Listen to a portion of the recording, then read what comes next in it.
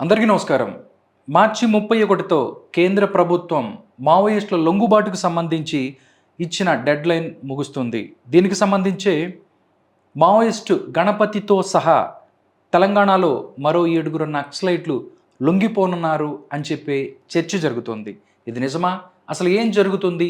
తెలంగాణను మావోయిస్ట్ రహిత రాష్ట్రంగా తీర్చిదిద్దటానికి రేవంత్ రెడ్డి గారు నడుం కట్టుకున్నారా? ఈ విషయాలు మనతో మాట్లాడటానికి సీనియర్ జర్నలిస్ట్ భరద్వాజ్ గారు ఉన్నారు. సార్తో మాట్లాడదాం, మరిన్ని విషయాలు తెలుసుకుందాం. నమస్కారం గురుగారు. నమస్తే అండి. సార్, మార్చి 31తో అమిత్ షా గారు చెప్పినట్టు చివరన నక్సలైట్ని మేము తీసేస్తాం అని చెప్పి ఆయన చెప్పారు. 31 దగ్గరకు వస్తుంది. గణపతి గారు లొంగిపోతున్నారు, ఆయనతో పాటు మరో 7 లొంగిపోతున్నారు అని చెప్పి మాట్లాడుకుంటున్న పరిస్థితి కనపడుతుంది. ఏం జరుగుతుంది సార్ తెలంగాణలో అంటే ఏం చెప్తారు మీరు? అంటే గణపతి లొంగిపోతాడు, ఆయన నేపాల్లో ఉన్నారు, ఈరోజు రాత్రికి తీసుకొస్తున్నారు, ఆయన అమిత్ షాతో మాట్లాడబోతున్నారు, ఎల్లుండి లొంగిపోతారు, ఇలాంటి అనేక వార్తలు గత నెల 15 రోజులుగా మీడియాలో సర్క్యులేట్ అవుతూనే ఉన్నాయి. అయితే గణపతి ఆయన నేపాల్లో ఉన్నాడా లేకపోతే ఇంకెక్కడైనా ఉన్నాడా అనే దానికి సంబంధించి కూడా ఎవరి దగ్గర ఏ రకమైనటువంటి వివరాలు లేవనేది నేను అనుకుంటున్నాను. ఓకే.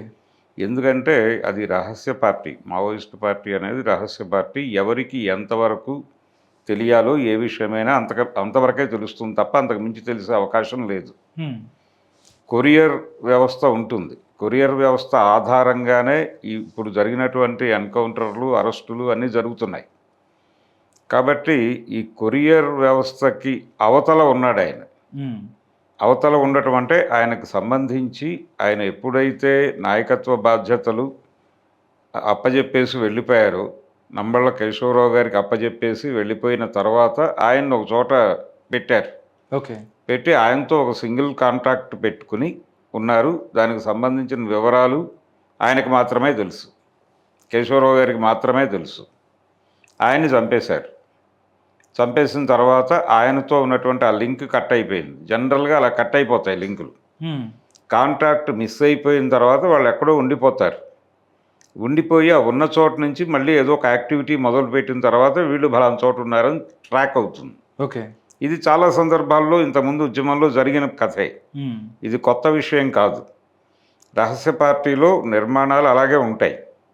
కాబట్టి ఇప్పుడు సరెండర్ అయిపోయినటువంటి వాళ్ళు ఎవరికి కూడా ఆయనకు సంబంధించినటువంటి క్లియర్ వివరాలు లేవు. 24లో చూశారు వీళ్ళందరూ ఆయన్ని. 24 తర్వాత ఆయన పరిస్థితి ఏమిటో ఎవరికి తెలియదు. అయితే ఆయన మరీ వీళ్ళు చెప్తున్నంత దుర్మార్గమైనటువంటి అనారోగ్య పరిస్థితుల్లో లేరు అనేది కూడా దేవ్జీ మాట్లాడాడు. ఆయన యాక్టివ్గానే ఉన్నారు, సంభవ్ ఏజ్ తాలూకా ఇబ్బందులతో ఉన్నారు ఆయన అని చెప్పాడు ఆయన. ఓకే. కాబట్టి ఆ ఇబ్బందులతో ఎక్కడో ఉన్నాడు ఆయన, యాక్టివ్గానే ఉన్నాడు, ఆయన బ్రెయిన్ పనిచేస్తూనే ఉంది, ఆయనకి ఈ విషయాలన్నీ అర్థమవుతూనే ఉన్నాయి. ఏం చేయాలనేది ఆయన పద్ధతిలో ఆయన ఏదో నిర్ణయం తీసుకుంటాడు. రేపు పొద్దున ఆయన తిరిగి ఈ కొలిమిని ఎలా రాజేయాలి అనేటువంటి పనిలో ఉండి ఉండవచ్చు. ఇది చాలా సందర్భాల్లో ఇలాగే జరుగుతుంది. ఇప్పుడు శ్రీకాకుళం ఉద్యమము, నక్సల్బరీ ఉద్యమము టోటల్గా అణిచివేశామని అక్కడ వెస్ట్ బెంగాల్లో జ్యోతి బసు గారు కావచ్చు, ఇక్కడ వెంగళరావు గారు కావచ్చు, కేంద్రంలో ఇందిరాగాంధీ గారు కావచ్చు, అనుకుని మొత్తం మేము ముగించేశాం అని అనుకున్నారు ఆ రోజున.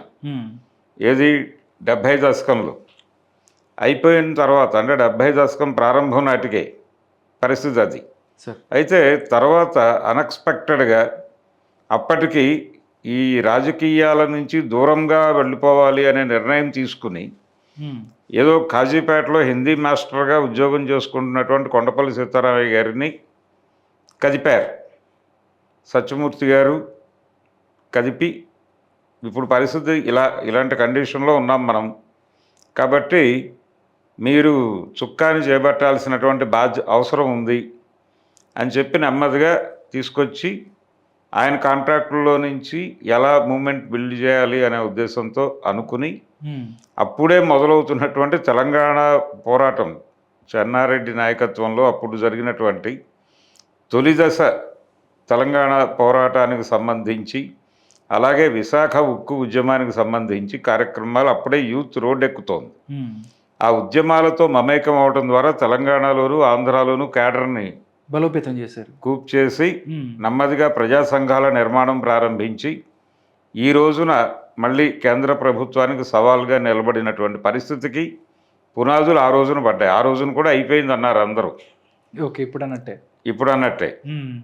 కాబట్టి ఆ రోజున అలా పక్కకు వెళ్ళిపోయి ఏదో మన ఉద్యోగం మనం చేసుకుందాం అనుకుని వెళ్ళిపోయిన పెద్ద మనిషి మళ్ళీ రోడ్డు మీదకి వచ్చి ఈ కొలిమి రాజేశాడు. ఇలాంటి సందర్భం రేపు జరగచ్చు. ఎందుకు జరగచ్చు అంటున్నాను, వాళ్ళకి ఈ రోజున కూడా అంటే అందరూ చెప్తున్నట్టుగా పరిస్థితులు మారిపోయినాయి, ఈ పరిస్థితుల్లో విప్లవాలు ఉద్యమాలు ఇవన్నీ సాధ్యం కాదు అని మాట్లాడుతున్నారు. నిజమే, టెక్నాలజీ పెరిగింది, ఎవరైనా సరే ట్రాక్ అవుతారు, ఎవరైనా ట్రేస్ అవుతారు. ఈ రోజున దాక్కోవటం అనేది హైడ్ అవటం అనేది అయ్యే పని కాదు. ఆ మధ్య పోలీస్ ఆఫీసర్ అన్నాడు నాతోనే, ఇప్పుడు ఎవరినైనా మనం అరెస్ట్ చేస్తే గతంలో లాగా ఇంట్రాగేషను లాఠీలు పెట్టి కొట్టాల్సిన అవసరం లేదండి. వారి ఫోన్ ఓపెన్ చేసి మనకి చేతిలో పెడితే అరగంటలో వారి జీవిత చరిత్ర వాడికి మనమే చెప్పచ్చు. ఇది పరిస్థితి. సో ఫోన్ అనేది ఆల్టర్ ఈగోగా మారిపోయినటువంటి పరిస్థితుల్లో ప్రతి ఒక్కడు తన్ని తాను ఫోనులో భద్రపరుచుకుంటున్నాడు. ఫోన్ తీసుకెళ్ళి రాజ్యానికి చెప్తోంది వీడి ఇది అని. జేబులో ఫోన్ ఉన్నవాడు స్ట్రైట్ కంట్రోల్లో ఉన్నట్టుగానే భావించాల్సి ఉంటుంది. అంటే వాళ్ళ సర్వేలెన్స్లో ఉన్నాడు వీడు అనేది చాలా స్పష్టంగా అర్థం చేసుకోవచ్చు.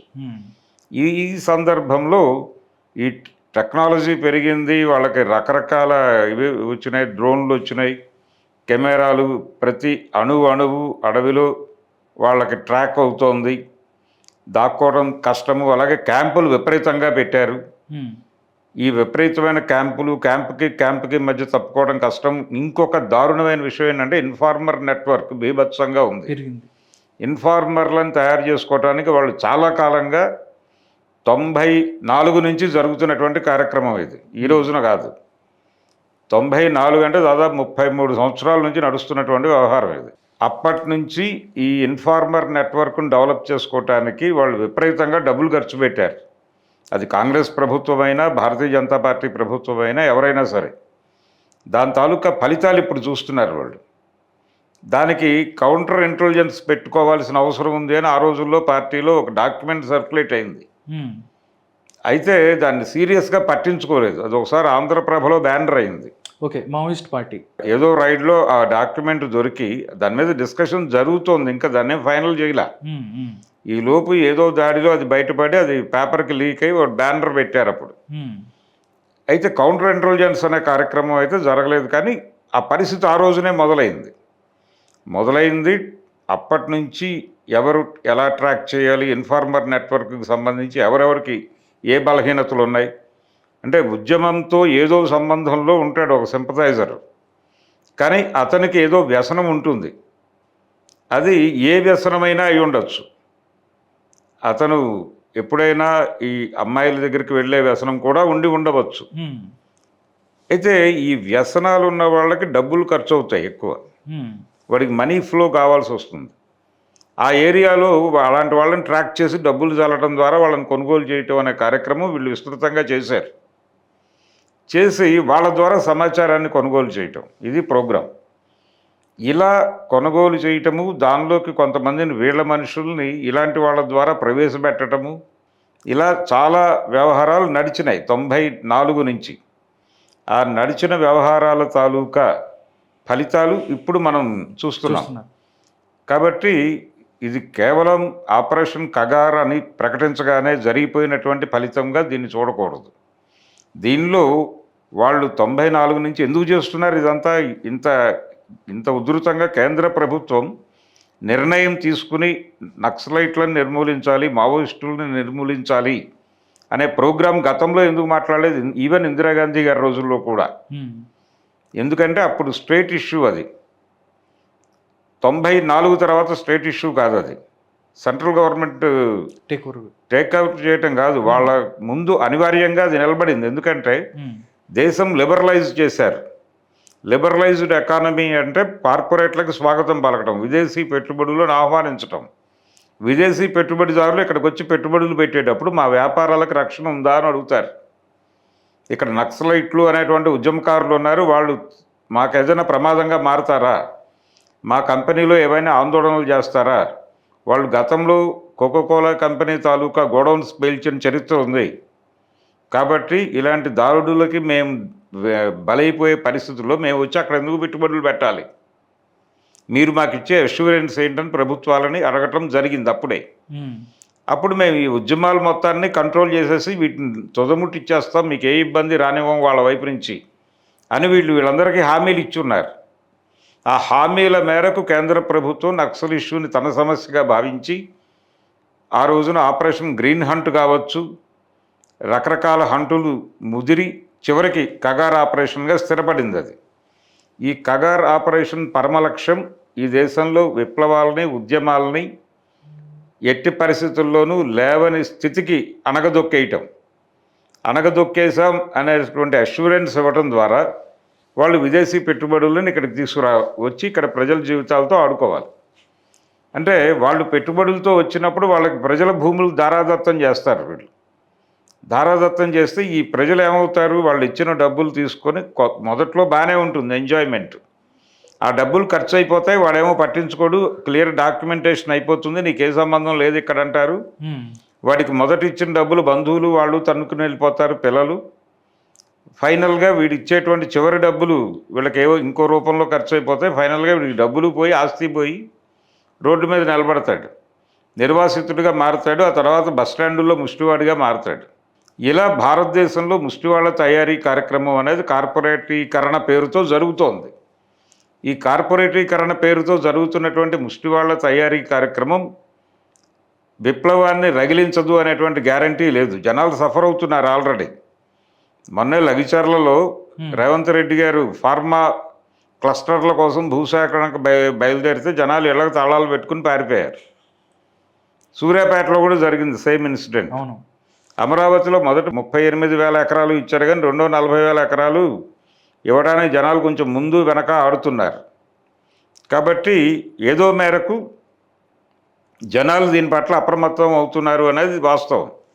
ప్రభుత్వాలు దీన్ని వదిలేస్తాయని అనుకోవడానికి వీల్లేదు. వాళ్ళు డెఫినెట్గా ఏదో పద్ధతిలో లాక్కుంటారు. అది జరుగుతోంది, ఆ ప్రక్రియ జరుగుతోంది, ఇక్కడ జరుగుతోంది, అక్కడ జరుగుతోంది. అభివృద్ధి అనేది ఎవరిని వదిలిపెట్టదు, ప్రతి ఒక్కరిని తోలు తీసి రోడ్డు మీద నిలబెడుతుంది అనేది వాస్తవం. కాబట్టి ఈ కండిషన్స్ని, ఈ సఫరింగ్లో ఉన్నటువంటి ప్రజలకి ఒక పోరాట పార్టీ అవసరమైతే ఉంది. వాళ్ళు ఈ పార్టీలు ఉన్నా లేకపోయినా తిరిగి రోడ్డు మీదకి వచ్చే పరిస్థితి అయితే ఉంది. కాబట్టి ఆ కండిషన్లో ఈ ప్రభుత్వాలు తమని తాము కాపాడుకోగలవు అనేది కూడా గ్యారంటీ లేదు. ఇప్పుడు మావోయిస్ట్ పార్టీని నిర్మూలించేస్తున్నారు, ఓకే, నిర్మూలించామని చెప్పుకుంటున్నారు, ఓకే, చాలామంది సరెండర్ అయ్యారు. అంటే ఇప్పుడు దేవ్జీ ఏం చెప్పాడు, మేము సరెండర్ కాలేదండి, మేము అరెస్ట్ అయ్యాక సరెండర్ కావాల్సి వచ్చింది అన్నాడు ఆయన. వాళ్ళు సరెండర్ అని చెప్పినప్పుడు కాదనలేని పరిస్థితికి నెట్టివేయబడ్డాం. ఎందుకు వచ్చింది ఆ పరిస్థితి అంటే, ఇప్పుడు ఎవరైనా సరే అరెస్ట్ అయిన తర్వాత వాళ్ళ ముందు 2 ప్రపోజల్స్. గతంలో ఎలా ఉండేది, కాసేపు ఇంట్రాగేషన్ చేసేవాళ్ళు, ఒక రోజులో, వారం రోజులో, నెల రోజులో, 2 నెలల్లో ఇంట్రాగేట్ చేసి వాళ్ళ దగ్గర నుంచి ఎంత సమాచారం రాబట్టచ్చో అంతా రాబట్టేవాళ్ళు. రాబట్టిన తర్వాత వాళ్ళని తీసుకెళ్ళి కోర్టులో ప్రొడ్యూస్ చేసేవాళ్ళు. వాస్తవానికి ఎవరినైనా అరెస్ట్ చేస్తే పోలీసులు 24 గంటల్లో కోర్టుకు పెట్టాలని చట్టం ఉంది. కానీ ఎట్టి పరిస్థితుల్లోనూ 24 గంటల్లో పెట్టరు వీళ్ళు. కనీసం వారం రోజులైనా లాకప్లో ఉంచుకోకుండా కుదరదు. అయితే ఈ సందర్భంలో వాళ్ళు ఫైనల్గా కోర్టుకి అకౌంటబుల్, కోర్టుకు జవాబుదారీగా ఉండాలి వీళ్ళు పోలీసులు. కానీ ఈ కేసుల్లో ఏం జరుగుతోంది, భద్రతా దళాలు అరెస్ట్ చేస్తున్నాయి. అరెస్ట్ చేసిన వాళ్ళని కోర్టుకు తీసుకెళ్ళట్లా, కోర్టును బైపాస్ చేసేసారు. బైపాస్ చేసి వీళ్ళని తీసుకెళ్ళి స్ట్రైట్గా, అంటే మీరు బతుకుండాలనుకుంటున్నారా చచ్చిపోవాలనుకుంటున్నారా అని అడుగుతున్నారు. మీరు బతుకుండాలనుకుంటున్నారా అదృశ్యం కావాలనుకుంటున్నారా అని అడుగుతున్నారు. అక్కడ అడిగినప్పుడు అలా ఎలాగండి అంటే, లేదు మీరు ఉండాలి అనుకుంటే నో ప్రాబ్లం, ఉండాలనుకుంటే సీఎం గారి ముందు హాజరుపరుస్తాం, లేదు అంటే కనుక ఏ మారేడు మిల్లో తీసుకెళ్తాం, డెసిషన్ ఈజ్ యువర్స్ అని చెప్తున్నారు.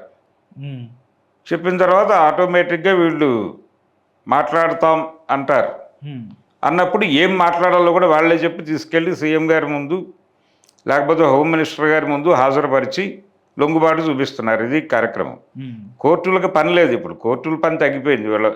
వీళ్ళ అణచివేత కార్యక్రమంలో బోల్డ్ కేసులు పెట్టి బోల్డ్ మందిని జైళ్ళల్లో వేసి ఉండేవాళ్ళు గతంలో. అయితే ఇప్పుడు జైళ్ళు హ్యాపీగానే ఉన్నాయి, సరెండర్ చేసి ఇలాగ పంపించేస్తున్నారు, లేకపోతే నిర్మూలించేసి అక్కడికి శ్మశానానికి పంపించేస్తున్నారు. ఇది నడుస్తున్నటువంటి కథ. ఈ కథ జరుగుతున్నటువంటి సందర్భంలో ఉద్యమకారులను అణిచివేశామని మీరు అనుకుంటే అనుకోవచ్చు. అది మీ విజయంగా కూడా మీరు చెప్పుకోవడానికి అవకాశం ఉంది. ఎందుకంటే అనేక మంది సరెండర్లు జరిగినాయి. అంటే టాప్ లీడర్, కేంద్ర కమిటీ సభ్యులు, పోలిట్ బ్యూరో సభ్యులు చాలామంది లొంగారు. ఇది మీ విజయమే. దీన్ని మీరు జరుపుకోండి. మావోయిస్టు పార్టీ ఇప్పటికీ కూడా సాయుధ పోరాట పంథాతోనే ఉంటాను అని చెప్తున్న వాళ్ళు ఉన్నారు. గణపతి గారు ఏమీ మాట్లాడలేదు, కానీ ఇప్పటికే అభిప్రాయాలతో ఉన్నటువంటి వాళ్ళు ఇద్దరు ముగ్గురు మహిళలు ప్రకటనలు కూడా చేశారు, మేము పోరాట విరమణ చేయదలుచుకోవడం లేదు అని స్పష్టంగా. ఇది పరిస్థితి. ఇప్పుడు గణపతి గారి వ్యవహారం పక్కన పెట్టేస్తే ఈ పోరాటం చేయదలుచుకున్న వాళ్ళు చేస్తారు, పోరాడదలుచుకున్న జనాలు పోరాడతారు. రేపు పొద్దున్న సమస్యలు వీళ్ళు ఉన్నా లేకపోయినా రోడ్డు మీదకి వస్తారు వాళ్ళు ఈ సమస్యలతో. కాబట్టి దాన్ని అణచడం అనేది అయ్యే పని కాదు. వాళ్ళు ఇంకొక పార్టీ నిర్మాణం కూడా జరిపేసుకోవచ్చు. వీళ్ళు సరెండర్ అయిన వాళ్ళు సరెండర్ అయినట్టుగా ఉండి, ఈ లొంగిపోయిన వాళ్ళ పరిస్థితి ఏమిటి అనేది ఇక్కడ ఇష్యూ. గణపతి గారు వీళ్ళకి ట్రాక్ అవ్వలేదు ఈరోజు వరకు. అది ట్రాక్ అవ్వడం చాలా ఇంపాసిబుల్. వాళ్ళ కష్టమేదో వాళ్ళు పడుతున్నారు. ఆయన ట్రాక్ అవ్వలేదు, ఇంకా ట్రాక్ అవ్వని వాళ్ళు కొంతమంది ఉన్నారు హైడ్ అయ్యి. వాళ్ళ నాయకత్వంలో ఉద్యమం నడుస్తూనే ఉంది లోపల. అయితే ఈ సరెండర్ అయినటువంటి వాళ్ళ నాయకుల పేర్లతో కేసులు ఉన్నాయి. ఒక్కొక్కళ్ళ మీద 200 కేసులు కూడా ఉన్నాయి. ఈ 200 కేసుల్లో వీళ్ళతో పాటు కో-అక్యూజ్డ్గా ఉన్నటువంటి జనాలు, సాధారణ ప్రజలు, వీళ్ళకి భోజనం పెట్టిన వాళ్ళు, లేకపోతే వీళ్ళు చెప్పారని పోస్టర్ వేసిన వాడు, వీళ్ళు చెప్పారని బ్యానర్లు కట్టిన వాళ్ళు, వీళ్ళు చెప్పారని ఫలానా యాక్షన్లో పాల్గొన్న వాళ్ళు, ఇలాంటి వాళ్ళందరూ అరెస్టులై జైళ్ళలో మగ్గుతున్నారు ఏళ్లకు తరబడి. వీళ్ళేమో వాళ్ళకి ఆదేశాలు ఇచ్చిన నాయకులేమో సరెండర్ అయిపోయి హ్యాపీగా ఎక్కడో ఉన్నారు ప్రభుత్వ ఆతిథ్యంలో. రేపు 31 ముగిసిన తర్వాత వీళ్ళందరినీ ఇళ్ళకి పంపించేస్తారు. కానీ ఈ జైళ్ళలో వీళ్ళకి అన్నం పెట్టి వీళ్ళు చెప్పిన పనులు చేసిన వాళ్ళని జైల్లో ఉంచే రైట్ ఎవడిచ్చాడు వీళ్ళకి? వీళ్ళు ప్రథమ డిమాండ్ అది అవ్వాలి కదా. మేము బయట ఉండాలంటే మా కోసం జైల్లోకి వెళ్ళిన వాళ్ళని వదిలిపెట్టండి అని అడగాలి వాళ్ళు. అది అడగట్లేదు ఇప్పటిదాకా. అంటే రాజకీయ ఖైదీలని ఒకసారి అంటే రాజకీయ ఖైదీలు కాదు, మావోయిస్టు కేసుల్లో అరెస్ట్ అయిన వాళ్ళని ఒకసారి కలవాలనుకుంటున్నాను అని దేవ్జీ ఒక చోట అన్నాడు. ఆ మాట జైళ్ళ మీద విపరీతంగా ప్రభావం చూపించింది. చాలామంది హ్యాపీగా ఫీల్ అయ్యారు. ఓకే, మన దగ్గరకు వస్తున్నాడు ఈయన, అంటే మనం ఉన్నాం ఇంకా వాళ్ళ బ్రెయిన్లో, కాబట్టి మన దగ్గరికి వస్తాడు, ఏదో ఒకటి మాట్లాడదాం, మనం ఏదో పద్ధతిలో బయటపడదామని వాళ్ళు చాలా హ్యాపీ మూడ్లోకి వచ్చేసారు జనాలు. కానీ తర్వాత అది కూడా ముందుకు నడవలా. కాబట్టి వాళ్ళని బయటకు వదిలిపెట్టాలి ముందు. మీరు ఒకవేళ ఉద్యమం అయిపోయింది అనుకుంటే, క్లోజ్ అయిపోయింది అనుకున్నప్పుడు ఇంకా ఎందుకు వాళ్ళకి ఆదేశాలు ఇచ్చిన వాళ్ళందరూ మీ జేబులోనే ఉన్నారు, వాళ్ళు ఎందుకు జైల్లో ఉండాలి? నిజమే. కాబట్టి అలా ఉంచితే ప్రజాద్రోహం చేసిన వాళ్ళు అవుతారు వీళ్ళందరూ. ఈ మావోయిస్టు పార్టీ నాయకత్వం ఎవరైతే మాజీ మావోయిస్టులుగా వ్యవహరిస్తున్నామో, మల్లోజుల వేణుగోపాల్ దగ్గర నుంచి మొదలు పెడితే దేవ్జీ వరకు వీళ్ళందరూ ప్రజాద్రోహుల కింద మారుతారు. కాబట్టి అదొక డిమాండ్ నడవాల్సి ఉంది. ఆ జైళ్ళలో నుంచి బయటకు వచ్చిన వాళ్ళు ఏ నిర్ణయాలు తీసుకుంటారనేది తెలియదు ఎవరికి. అందుకని కగార్ ఆపరేషన్లో మేము ఇంతమందిని సరెండర్ చేసుకున్నాం కాబట్టి ఇది లేదు అనే పరిస్థితికి లేదు. జనాలలో సమస్యలు ఉన్నాయి, అవి మరింత తీవ్రమవుతున్నాయి.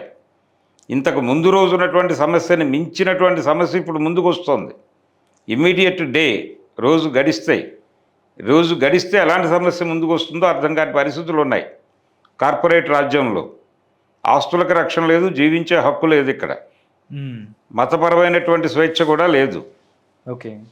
ఇలాంటి రకరకాల సమస్యలతో జనాలు సఫర్ అవుతున్నారు. వీళ్ళందరూ ఒక్కటే రోడ్ల మీదకి వస్తే వీళ్ళని కంట్రోల్ చేసే శక్తి సామర్థ్యాలు వీళ్ళకు ఉన్నాయా ప్రభుత్వానికి అనేది అనుమానమే. సో మావోయిజం అంతమవుతుంది అనేటువంటిది భ్రమ. కాకపోతే మిలిటరీ పరంగా మేము ఇది సాధించామని చెప్పుకోవడానికి ఒక రికార్డు ఉంది వాళ్ళ దగ్గర. ఇన్ని వందల మంది సరెండర్ చేసుకున్నాం, అన్ని రాష్ట్రాల్లోనూ కలిపి, మహారాష్ట్ర నుంచి మొదలు పెడితే ఆంధ్రప్రదేశ్ వరకు, తెలంగాణ, వీటన్నిటి మీదుగా మేము ఇంతమందిని సరెండర్ చేయించాం, ఇంతమందిని ఇన్ని ఆయుధాలు సీజ్ చేసామని చెప్పి ఒక పెరేడ్ పెట్టుకోవచ్చు సరదాగా. అక్కడ వరకు వాళ్ళ తృప్తి. బయటకి ఇప్పుడు ఇమ్మీడియట్గా కనిపించకపోవచ్చు కూడా యాక్టివిటీస్ అవి, కానీ ఇది చాప కింద నీరులాగా ఎక్కడో చోట ఉంటుంది.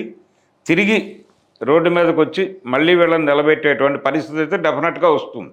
అందుకని 31తో ఏదో అయిపోతుందని ఎవరు అనుకోవడం లేదు. వాళ్ళకు కూడా డౌటే, ఇది కంట్రోల్ చేయగలమని అనుకుంటున్నారు కానీ అంత ఈజీ కాదు అనే విషయం వాళ్ళకి అర్థమైంది. ఓకే. అందుకని ప్రజల మనస్సుల్లో రూటెడ్గా ఉంది అది. నేను ఎలా చెప్పగలుగుతున్నానంటే, సార్. రీసెంట్గా ఎవరు లొంగిపోయినా ఏం చేసినా కానీ సాధారణ ప్రజల్లో మాత్రం వీళ్ళు ఉండాలి అనేటువంటి కోరిక ఉంది. ఆ కోరికని రకరకాల చోట్ల వాళ్ళు ఏదో పద్ధతిలో వ్యక్తం చేస్తున్నారు. శ్రీకాకుళం జిల్లాలో ఏదో మూల పల్లెలో మీటింగ్ పెడితే ఆ 2-3 ఊళ్ళ జనాలు వచ్చి కూర్చుని విన్నారు మొత్తం. ఉండాలి కదా, ఇలాంటి నిర్మాణాన్ని కాపాడుకోవడానికి ఏం చేయాలో అది ఆలోచించండి ముందు అన్నారు వాళ్ళు. జనాలు స్టేజ్ మీద కూర్చున్నటువంటి స్పీకర్లని. అంటే ప్రజల్లో అవేర్నెస్ ఉంది. ఈ పార్టీ కోరుకుంటున్నారు, వాళ్ళు స్టిల్ కోరుకుంటున్నారు, ఈ నిర్బంధానికి భయపడుతున్నారు, దీని నుంచి ఎలా బయటపడాలనే మార్గాలు అన్వేషిస్తున్నారు. ఇది నడుస్తోంది ప్యారలల్గా ఈ నెట్వర్కింగ్ ప్రోగ్రామ్. వీళ్ళు ఏమీ చేష్టలు ఉడిగి వచ్చి వాళ్ళ కోర్టుల దగ్గర కూర్చోవట్లేదు, పడిగాపులు పట్టలేదు. ఎవరి ప్రోగ్రాంలో వాళ్ళు, ఎవరి పనుల్లో వాళ్ళు బిజీగా ఉన్నారు.